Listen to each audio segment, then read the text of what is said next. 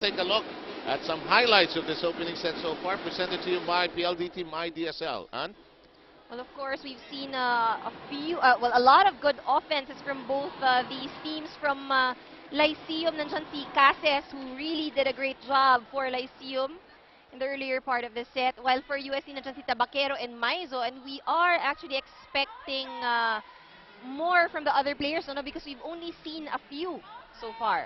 the usual regular sources of points, as we remind you that Axel is the official outfitter of the Shakey's V-League. 16 to 12, our official checking a slick portion on the floor. Alam mo naman itong game na ito, you spend a chunk of time on the floor and they want to make sure that nothing, mga hardcourt burns. Mga biglang may pakong nakalawit dyan. No, really, Yung mga basang portion, bawal din yun. Mga ganun. It usually is yung mga yung nakitang cause ng I'm aksidente. exaggerating, of course. Yung mga pako. The arena is not like that. But you can never tell sometimes. In the meantime, 16 to 12, our official making sure. And we're ready to get going. 16 to 12. 13 to 10 was the score when UST started to pull away here in this opening set. But now we're at 16 to 12. 16 losing its serve and lack of concentration that time by Maizo.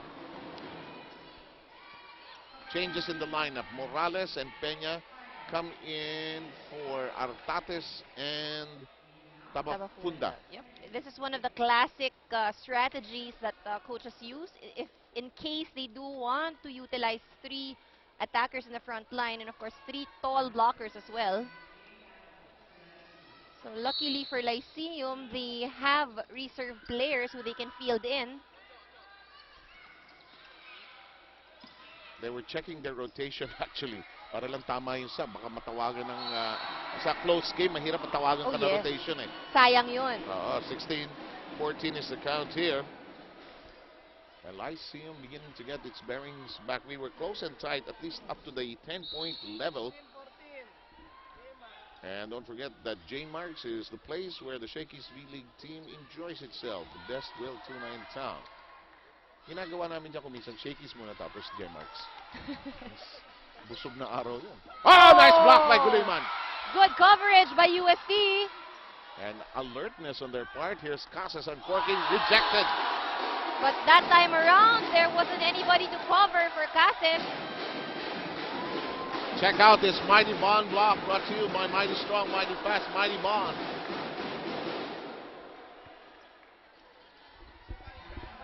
UST still in front, 17 to 14.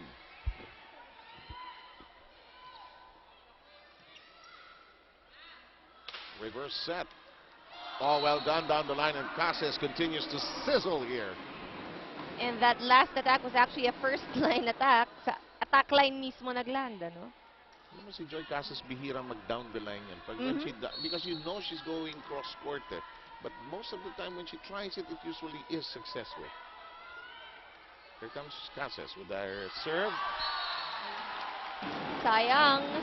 That last point she made just evened out with that service error.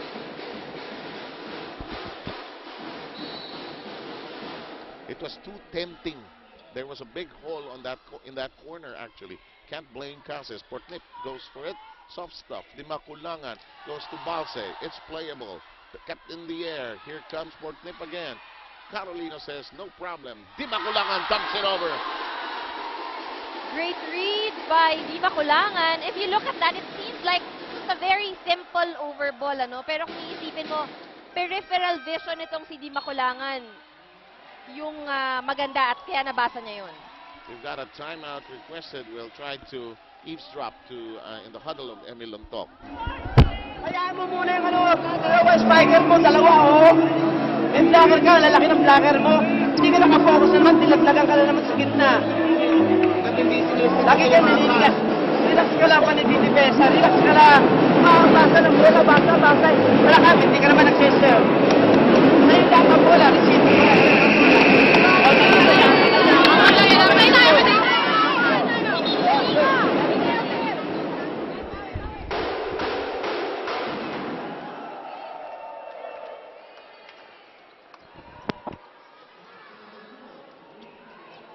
It is 19:15. Again, we remind you that if it's Fun Family Pizza, it's got to be Shakey's.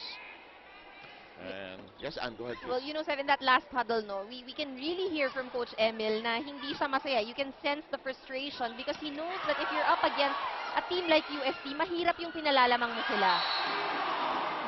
You gotta catch them off guard. You gotta be alert all the time. As Portnip scores there, Tabacunda returns to the Lyceum lineup. So does Artates. I like this 19-16 range. This is the turning point if you want to make a move actually. Dati nung may side out pa yung laro, ang mark yan na 10 points. Nabutan mo pa ba yun? Parang hindi Side na. out, nung Nabutan. elementary ako. Elementary, okay. Then, now I feel my age, all of a sudden. The middle we go. Balse, handled well by Dalia Cruz. We go with the set. Artates, no problem. Dimakulangan, reverse. Maizo, bang, kept in the air. Another long rally for Nip, uncorks. Handled by De La Peña. This could take forever, I tell you. We go to Artates, rejected! Single block by Tabaquero. Look at this. The ball was actually too high. Ang daming oras si Tabaquero to try and get a read on that ball. Mighty Bond block brought to you by Mighty Strong, Mighty Fast, Mighty Bond. You know, sometimes when you're watching this game, you're just in awe of the spiking ability of Angeli Tabaquero. But what you can't sometimes miss out on, and it's a good thing you pointed it out, the blocking abilities he provides this UST team. Lyceum still in the thick of things, down 20-17, and they regain the serve. We've got Dagdag, player number 1, and this is Precious and Dagdag pulling out Guliman in the Lyceum roster. Nagbabalasa ng baraha si Emil Luntok, ano? Naghahanap siya ng kombinasyon na sana mag-click nitong first set because 3 sets sila nung last time, ayaw niya mangyari uli yun. That's right. And yun nga, ang nakita niya, no, yung nagiging problema nila is defense. So he's trying to find the right mix in the back line. He feels that pag mahaba ng konti ang posisyon, may tsansa ang Lyceum. Maizo doing such an excellent job attacking for UST, be it in the front line or the back line. My theory holds that somewhere in UST, they have a cloning machine that creates these tall women. I think it's somewhere near their arch. Let's ask Denise later. Yeah. Meron ba silang may factory ng matatangkad? Sasabihin ni Denise, huwag niyong pagkakalat po. Because Denise was a setter for UST and her height is actually not for a setter. In the meantime, let's slide into Lyceum. Tayo, consistent na mawag mong bababaan, pagpapasok mo sa halong mo ng babaan. Nababa, mataas, mababa, mataas.